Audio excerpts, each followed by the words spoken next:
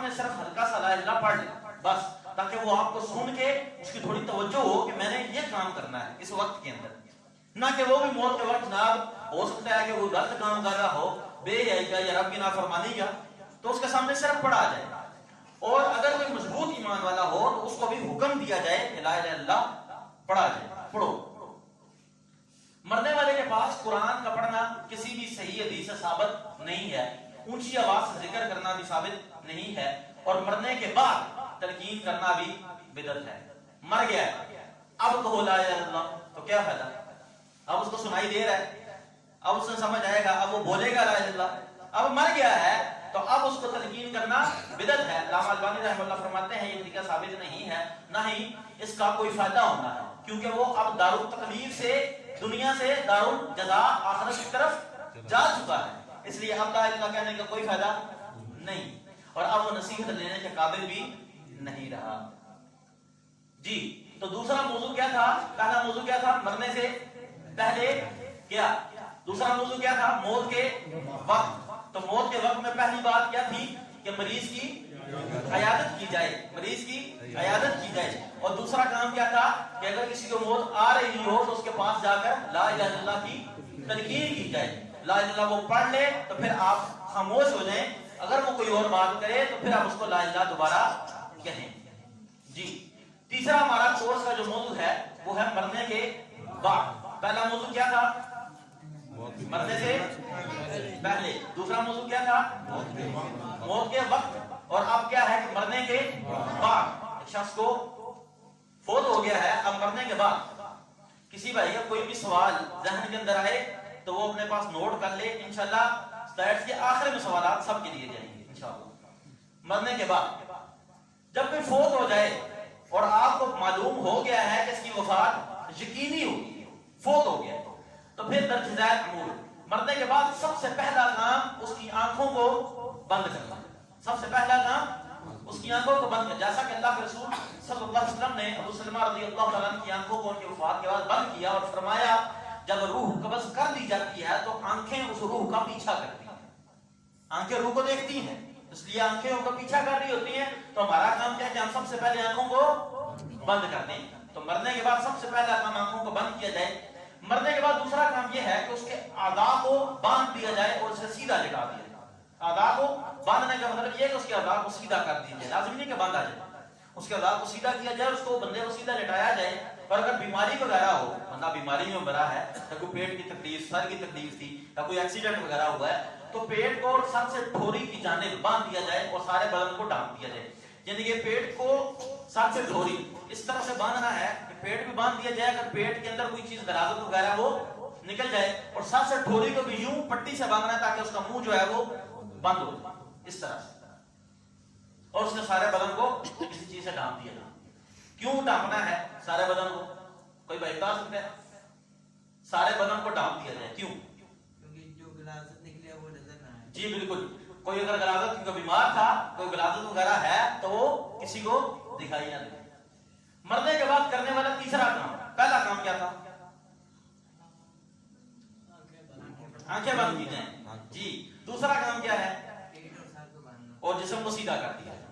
پیٹ سر کو باندھا جائے، جسم کو سیدھا فوراً کر دیا جائے، کیونکہ جسم خشک ہو گیا، ٹھنڈا ہو گیا تو وہ پکڑ سکتا ہے. مرنے کے بعد کرنے والا تیسرا کام تجہیز، نماز جنازہ اور تدفین میں جلدی کرنی چاہیے. تیسرا کام کیا ہے؟ تجہیز، یعنی کہ تیاری وغیرہ میں، نماز جنازہ میں اور تدفین میں جلدی کرنی چاہیے، کیونکہ رسول اللہ صلی اللہ علیہ وسلم نے فرمایا اسریعوا بالجنازہ، جنازے میں جلدی کرو. اور ہمارے یہاں کیا ہوتا ہے؟ ہم لاش کو برف خانے میں رکھ دیتے ہیں اور برف خانے میں پڑی رہتی ہے 7 دن بعد، 8 دن بعد. ہمارے جاننے والے وہ بڑے بزنس مین تھے اور ان کا کاروبار کا سیزن چل رہا ہے، کاروبار کا سیزن چل رہا ہے. انہوں نے کہا والد صاحب فوت ہو گئے، تو اب انہوں نے کہا نہیں ابھی ہمارے پاس اتنا وقت ہی نہیں ہے کہ ہم یہ سب کچھ کریں، مہمان آئیں، 1-2 دن ضائع ہوں گے، اس سے بہتر ہے کہ 1 مہینے کے بعد ہم والد صاحب کو. اور وہ پورا انہوں نے مہینہ لگایا، مہینہ صحیح سیزن کاروبار کیا، پھر انہوں نے والد صاحب کو برفانے سے نکال کے دفنا دی. تو ہمارے ایسے حالات بھی اور ماحول میں ایسا بھی ہوتا ہے. کوئی بندہ باہر فوت ہو گیا ہے، اب ہم ہفتہ 2 ہفتے نہیں جی پاکستان آ کے دفناواں گے، اپنے گھر ہی دفناواں گے. جہاں فوت ہو گیا اس کو وہاں پہ دفنا دیں، تاخیر کر رہے ہیں؟ کیوں اس کے لیے مشکلات پیش کر رہے ہیں جو فوت ہو چکا ہے؟ کیونکہ نبی علیہ السلام کا کیا فرمان ہے؟ اسریو بالجنازہ، جنازے میں جلدی کرنی چاہیے.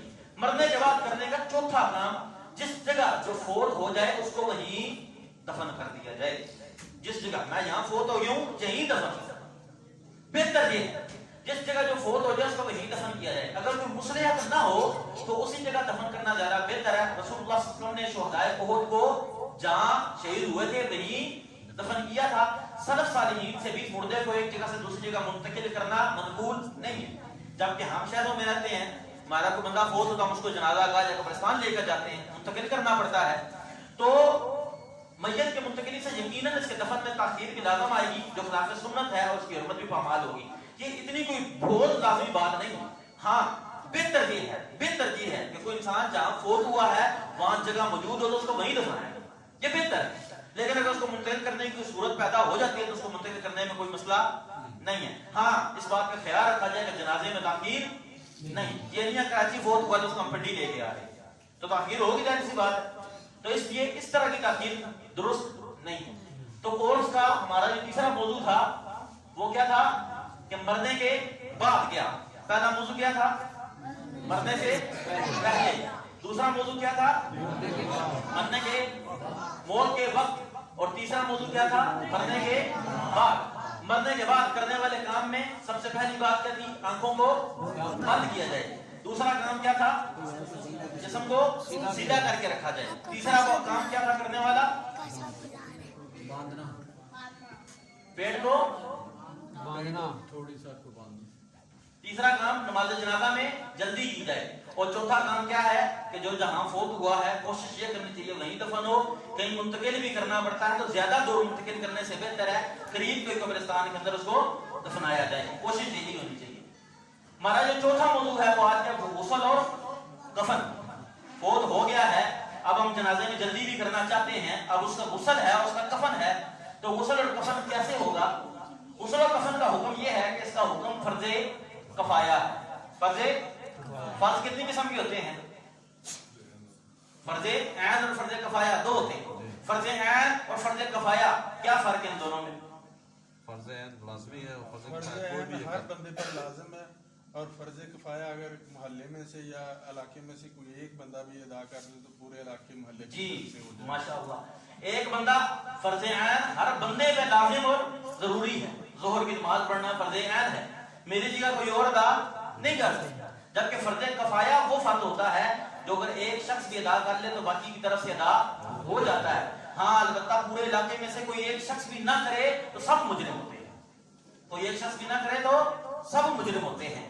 تو فرض کفایہ غسل اور کفن. غسل کرانا یعنی کہ آپ ایک بندہ فوت ہو گیا آپ جا کے غسل کرائیں تو یہ غسل کرانا فرض کفایہ ہے، اور اس کو کفن پہنانا بھی فرض کفایہ علاقے والوں کے لیے. اگر بعض مسلمان یہ فریضہ ادا کریں تو باقی سے گناہ ثابت ہو جاتا ہے. میت کو غسل دینا، غسل و کفن میں میت کو غسل بھی دیا جاتا ہے اور میت کو کفن بھی بنایا جاتا ہے. میت کو غسل دینا کیا ہے؟ نبی علیہ السلام نے فرمایا جس نے میت کو غسل دیا اور اس کے عیب کو چھپایا اللہ اسے 40 مرتبہ معاف کرتا. سبحان اللہ. کوئی بندہ کسی کو ایک اللہ رب العزت کسی شخص کو ایک دفعہ معاف کر دے، کیا اس کا کوئی گناہ باقی رہتا ہے؟ اللہ رب العزت کسی شخص کو ایک دفعہ معاف کر دے اس کا کوئی گناہ کوئی خطا کوتاہی معاف باقی نہیں رہتی. اور کتنی بڑی فضیلت ہے کوئی بندہ کسی کو غسل دے اللہ اس کو 40 مرتبہ معاف کرے. 40 مرتبہ.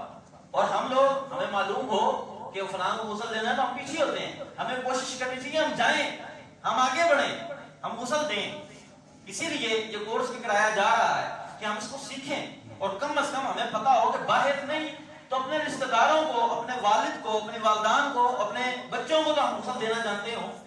اتنا تو ہمیں معلوم ہو کہ ہم خود کو، ہمارا کیا ہوتا ہے کوئی شخص فوت ہو گیا ہم باہر سے بندہ ڈھونڈ لیتے ہیں، کوئی لب دے دے آ کے غسل دے. ہم اس کو کیسے مسجد کے جو امام صاحب ہوتے ہیں ان کو فون کرتے ہیں بھائی کوئی بندہ ہے آ کے غسل دینا، ان کو فون کر رہے ہوتے ہیں.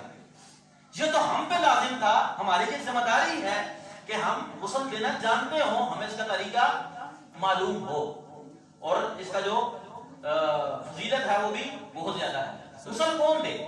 غسل کا سب سے پہلا حقدار مرنے والا اگر کسی کی وصیت کر جائے، مرنے والا اگر کسی کی وصیت کر جائے کہ فلان میرا غسل دے، تو پھر سب سے پہلی بات ہے وہ دے. اگر وہ میسر نہیں ہے تو پھر کون دے؟ پھر کون دے؟ دوسرے نمبر پہ سب سے قریبی حقدار کون ہوگا؟ جو اولاد، جو سب سے قریبی رشتہ دار ہوگا، جو سب سے قریبی، اولاد ہو سکتی ہے، والد ہو سکتے ہیں، بھائی ہو سکتے ہیں، جو سب سے قریبی رشتہ دار ہے، دوسرے نمبر پہ اس کا حق بنتا ہے کہ وہ غسل دے.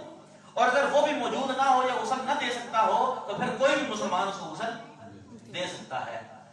غسل دینے کا دوسرا حق، اگر کسی معین شخص کی وصیت نہیں کی تو قریبی رشتہ دار جیسے باپ بھائی وغیرہ غسل دے، ورنہ کوئی بھی مسلمان دے سکتا ہے. عورت کو غسل کا بھی یہی طریقہ ہے کہ اگر اس نے کسی کی وصیت کی ہے تو وہ دے، ورنہ اس کی ماں بہن وغیرہ اس کو غسل دے گی.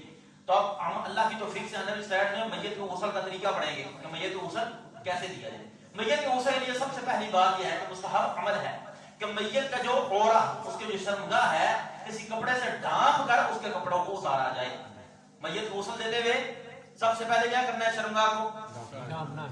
اسلام کتنا حیا کا دین ہے کہ ساری زندگی بھی اسلام نے حیا سکھائی. بندہ مر گیا ہے، وہ مرا ہوا ہے، لیکن اس کے باوجود حیا کیا ہے کہ اس کی شرمگاہ کو اس کو غسل دیتے ہوئے بھی چھپانا ہے، اس کو غسل دیا جا رہا ہے. یہ نہیں ہوگا ایک آپ عام بندہ باہر سے بلاتے ہیں جو غسل دینا ہے، جس کو مسائل بھی نہیں پتہ ہی نہیں غسل کیسے دیتے ہیں، تو وہ کیسے دے گا؟ اپنی من مرضی سے غسل دے کے چلا گیا اور آپ کو بتا دے گا جی غسل ہو گیا. تو اس لیے غسل کے لیے جب لباس کو اتارنا ہے، لباس اتارنے سے پہلے اس کی شرمگاہ پر ایک کپڑا رکھا جائے. اور کپڑا جو ہے وہ کوشش کریں موٹا ہونا چاہیے، باریک نہیں. موٹا اس لیے کہ جب ہمارے ہاں جب ہم باہر سے کفن لیتے ہیں اس پیکٹ کے اندر یہ سارے کپڑے موجود ہوتے ہیں، لیکن وہ جو کپڑا ہوتا ہے وہ سفید کلر کا اور باریک ہوتا ہے. جب آپ وہ اوپر رکھ دیتے ہیں، جب آپ بعد میں غسل دیں گے پانی پڑے گا تو شرمگاہ کے واضح ہونے کے اثرات باقی رہتے ہیں. اس لیے وہ کپڑا ہونا چاہیے جو موٹا ہو، گھر میں کوئی تولیہ یا کوئی ایسی چیز ہونی چاہیے تو زیادہ بہتر ہے. غسل پھر کندھوں کے درمیان ہاتھ رکھ کر، اب آپ نے شرمگاہ کے اوپر اس کو کپڑا رکھ دیا ہے، اس میت کو تھوڑا سا کندھوں کے درمیان ہاتھ رکھ کر اٹھائیں اور اٹھا کر اس کے پیٹ پر آہستہ آہستہ ہلکا سا ہاتھ دیں، ہلکا سا، تاکہ اگر پیٹ میں کوئی غلاظت باقی ہے تو وہ نکل جائے. تو کندھوں کے درمیان ہاتھ رکھ کر تھوڑا اونچا کر کے اس کے پیٹ کو ایسے اوپر سے نیچے دبایا جاتا ہے کہ پخانہ وغیرہ نکل جائے، کثرت سے پانی بہا دیا جائے. تیسرے نمبر پر غسل دینے والا، کیونکہ غسل دینے لگے ہیں تو یاد رکھیں غسل میت کا ویسا ہی ہوتا ہے جس طرح ایک عام زندہ انسان کا غسل ہوتا ہے، بالکل سیم ہوتا ہے. اب وہ مرا ہوا ہے اس کو غسل کوئی اور دے گا.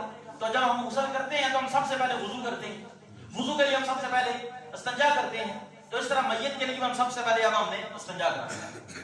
تو استنجا کے لیے غسل دینے والا اپنے ہاتھ پر لفافہ یا دستانے وغیرہ پہن لے. کیوں لفافہ یا دستانے کیوں پہنے بھائی؟ ناپاکی ہوگی جی، ہاتھ کو لازم نہ لگے، ناپاکی ہوگی. نبی علیہ السلام فرمایا، حکم ہے کوئی مسلمان کسی مسلمان کی شرمگاہ کو دیکھے بھی نہ اور چھوئے بھی نہ، دیکھے بھی نہ اور چھوئے. ایک وجہ تو یہ ہے کہ غلاظت نہ لگے، اور ایک وجہ یہ بھی ہے کہ میرے ننگے ہاتھ کسی کی شرمگاہ کو نہ ٹچ، یہ وجہ ہے.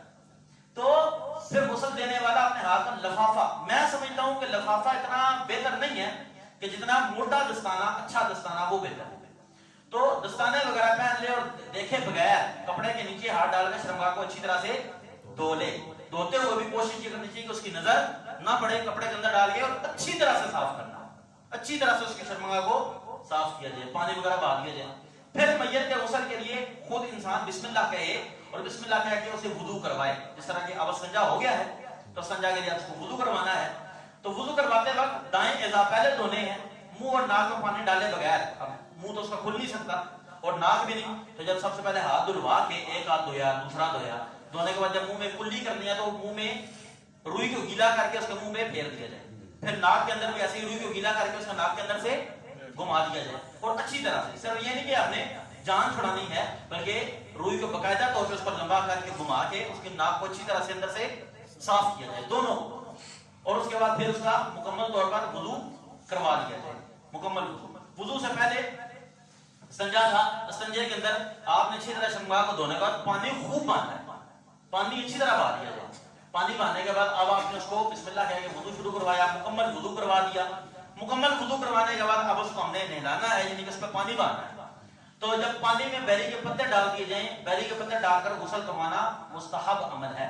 میت کو جب غسل دلوانا ہو، عام زندہ بندہ تو بیری کے پتوں سے نہیں نہاتا، لیکن میت کو نہلانے کے لیے عام آپ گرم پانی سے نہلا سکتے ہیں، لیکن بہتر یہ ہے کہ آپ بیری کے پتے ڈالیں، کیونکہ یہ نبی علیہ السلام کی سنت ہے. اور اس سے یہ بھی ہوتا ہے کہ جراثیم وغیرہ جو ہیں وہ دھل جاتے ہیں، صاف ہو جاتے ہیں، انسان زیادہ صاف. یوں سمجھ